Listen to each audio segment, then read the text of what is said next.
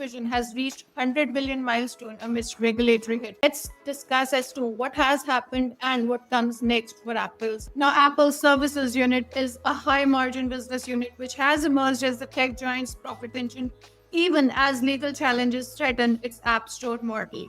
Now, Apple is poised to cross a significant threshold this year. Its services division is expected to generate over 100 billion in annual revenue for the first time, reaching an estimated 108.6 billion, a 13% year-over-year increase. To put this into perspective, Apple's services unit alone would outrank the entire annual sales of companies like Walt Disney, Tesla, or Tencent. Let's discuss about the strategic shift to services. Now, over the past 5 years, Apple's services division has quietly doubled in size, transforming from a supplementary revenue stream into a critical pillar of the company's business model.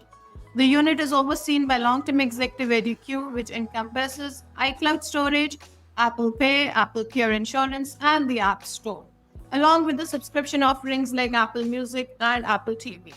The strategic importance of this shift cannot be overstated. As the iPhone sales, long the company's primary growth driver have plateaued, services have provided the predictable high-margin revenue that the Wall Street values. According to JP Morgan, services currently represents approximately 25% of Apple's total revenue but account for an estimated 50% of its profit, reflecting the division's exceptional margin profile. Behind all this is the economics of the ecosystem lock-in. What makes Apple services business particularly attractive is its stickiness. Unlike the hardware purchases, which occur episodically, services generate recurring revenue through subscriptions and usage-based fees. Each iPhone user who pays for the iCloud storage or uses Apple Pay represents an ongoing revenue stream with minimal marginal cost. The business model also benefits from the network effect and the ecosystem lock-in.